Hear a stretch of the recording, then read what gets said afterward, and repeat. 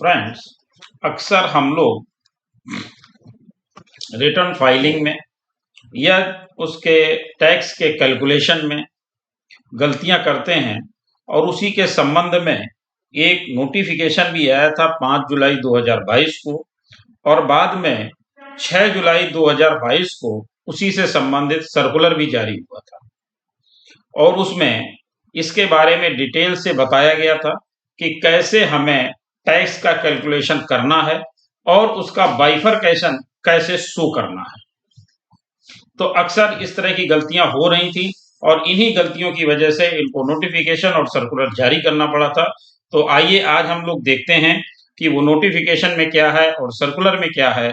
तो वो ऑलरेडी पहले भी हम लोग वीडियो अपलोड कर चुके हैं, लेकिन आज मैं केवल जिस्ट में बात करूंगा, केवल उतनी ही बात करूंगा जितनी हमारे रिटर्न को फाइल करते समय रेलेवेंट है और रिटर्न फाइल करते समय हमें उस पर ध्यान देना जरूरी है और ये सावधानी बहुत ही आवश्यक है। हमें इसमें गलती बिल्कुल भी नहीं करनी चाहिए। तो आइए देखते हैं कि क्या क्या चीजें हमें ध्यान में रखनी। देखिए, पहला है changes in table 4 of GSTR 3B, reporting of ITC availment reversal and ineligible ITC. तो यहाँ पर ये जो बात कर रहे हैं वो बात ये कर रहे हैं कि जीएसटीआर 3B जो हम फाइल करते हैं उसकी टेबल 4 में कैसे हमको रिपोर्टिंग करनी है, यानी आईटीसी अवेलमेंट की, रिवर्सल की और इनएलिजिबल आईटीसी की।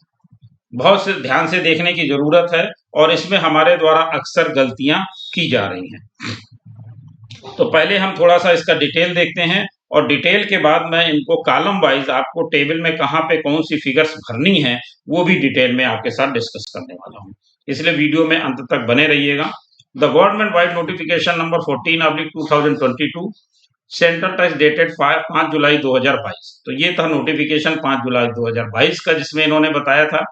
और इसके बाद देखते हैं द नोटिफाइड चेंजेस क्या थे वो देखते हैं। The notified changes of table 4 of GSTR 3B have been incorporated in GSTR 3B and are available on GST portal since 1 September 2022। यानी पोर्टल पर भी ये 1 सितंबर 2022 से आ गया है। The taxpayers are advised to report their ITC availment, reversal of ITC and ineligible ITC correctly as per following format of table 4 of GSTR 3B at GST portal for the GSTR 3B to be filed for the period August 2022 onwards। यानी अगस्त 2022 का जो GSTR 3B हम file करने जा रहे हैं उसमें इन चीजों को हमें ध्यान में रखना ही होगा। These changes in reporting in table 4 are not applicable for prior period to August 2022 period, यानी अगस्त 2022 से पहले के लिए ये एप्लीकेबल नहीं है। अगस्त 2022 का जो रिटर्न हम अब सितंबर में फाइल कर रहे हैं उसके लिए है। Changes introduced in the format of table 4 of GSTR 3B at the GST portal are depicted in red font in the table below. देखिए, हम लोगों की जो समस्या थी वो सबसे ज्यादा ये है कि हमारा जो पोर्टल है उसमें जब हम जीएसटीआर 3B फाइल करते हैं तो एलिजिबल आईटीसी का जो हमारा टेबल है वो रेड हो जाता है और टेबल रेड ना हो उसी के लिए ये सारी कवायद की जा रही है। आपको इसीलिए इसकी डिटेल पूरी प्रोवाइड की जा रही है। तो ये है एलिजिबल आईटीसी की टेबल जिसमें हमें कहां पर क्या भरना है ये बताया गया है। तो पहले नीचे हम इसकी डिटेल देखते हैं और इसके बाद टेबल में आते हैं कि कहां पर कौन सी चीज हमें रिफ्लेक्ट करनी है। देखिए, सबसे पहले इन्होंने बताया कि all non-reclaimable reversal of ITC needs to be reported in table 4B1। यानी टेबल 4B1 जो हमारा है उसमें क्या करना है, टेबल 4B1 में नॉन रिक्लेमेबल रिवर्सल करने हैं। अब हमारा 4B1 कौन सा है, देखिए 4B1 ये है as per rules 38, 42 and 43 of CGST section 17 subsection 5। यानी हमारी ब्लॉक्ड आईटीसी है 17(5) की, यानी 17(5) की जितनी भी आईटीसी है जो हमें रिवर्स करनी है, यानी इसको हमें दोबारा क्लेम नहीं करना है।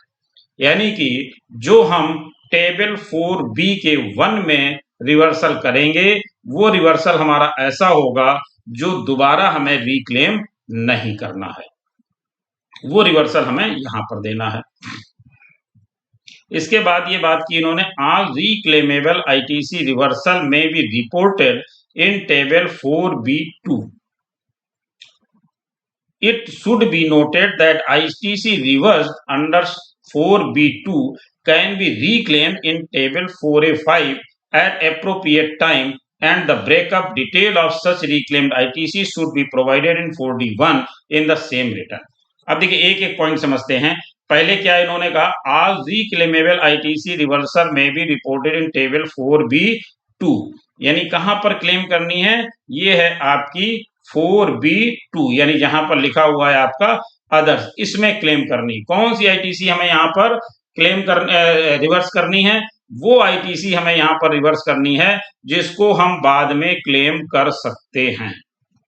अगर हमें आईटीसी दोबारा क्लेम नहीं करनी है, ब्लॉक्ड आईटीसी है या वो हमारे लिए दोबारा क्लेमेबल नहीं है, तो हम उसको करेंगे 4B के 1 में, और अगर ऐसी आईटीसी है जिसको हमें बाद में क्लेम कर सकते हैं, उसको 4B2 यानी अदर्स वाले कॉलम में रिवर्स करेंगे। कौन सी ऐसी आईटीसी है जो बाद में हम क्लेम कर सकते हैं, ये हमारी 2B में जो नहीं दिख रही है उसको भी हम बाद में क्लेम कर सकते हैं।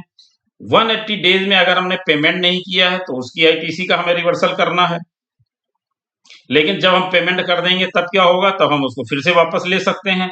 तो यानी अगर हमने 180 डेज में पेमेंट नहीं किया है तो हम यहां पर आकर के 4B2 में रिवर्स करेंगे, और जब हम पेमेंट कर देंगे तो इस आईटीसी को हम रिक्लेम कर लेंगे। तो अभी आगे हम बात करेंगे कि रिक्लेम करेंगे तब उसको कहां पर शो करेंगे। अभी हम लोग बात कर रहे हैं रिवर्सल करेंगे तो 4B2 में करेंगे, 4B1 में नहीं करेंगे, क्योंकि 1 में वही करनी है जो दोबारा रिक्लेम नहीं करनी है।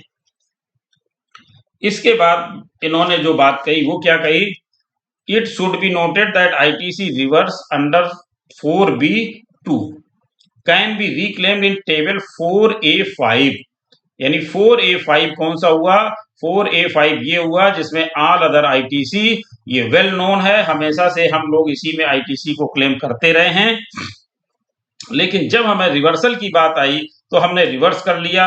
लेकिन रिवर्स करने के बाद जब हमें रिक्लेम करना है तो हमें क्या करना होगा, रिक्लेम करेंगे हम ऑल अदर आईटीसी वाले में। मान लीजिए यहाँ पर आपकी आईटीसी 1000 रुपए आ रही है और पिछली आईटीसी जो आपको रिक्लेम करनी है वो 100 रुपए है, तो यहाँ पर हम 1100 रुपए क्लेम कर लेंगे।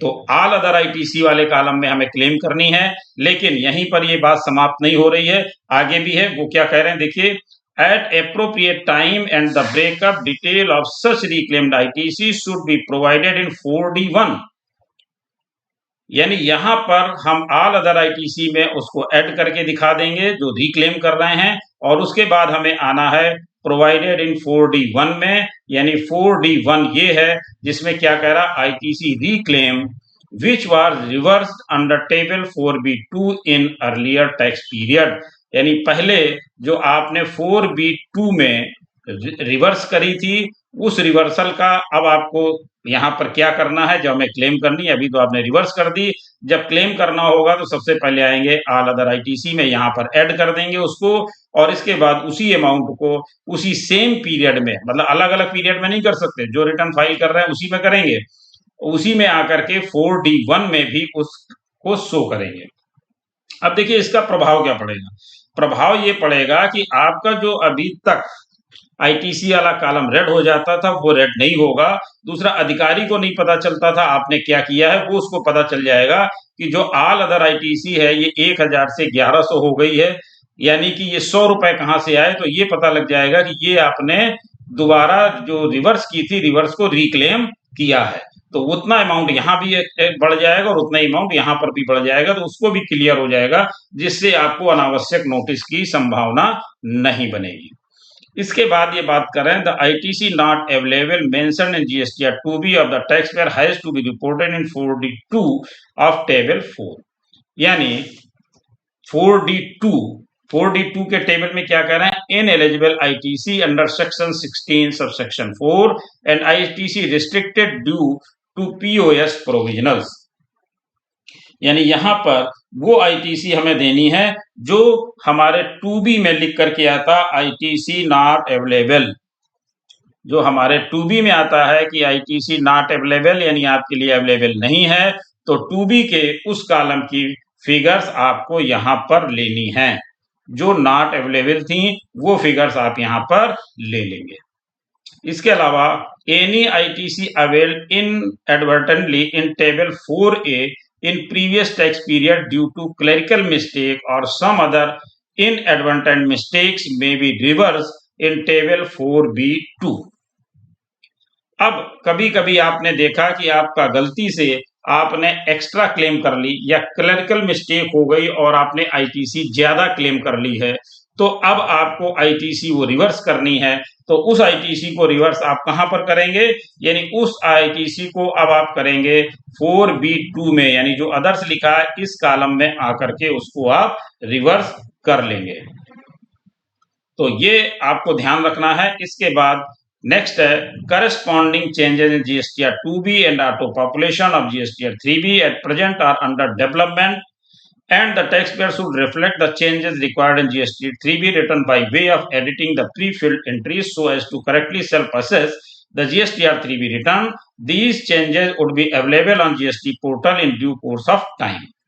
तो अब आपको ये ध्यान रखना है कि आईटीसी रिवर्सल कौन सी कहां पर करनी है। मेरा ख्याल है मैंने काफी डिटेल में कवर करने की कोशिश की है, आपको क्लियर हो गया होगा।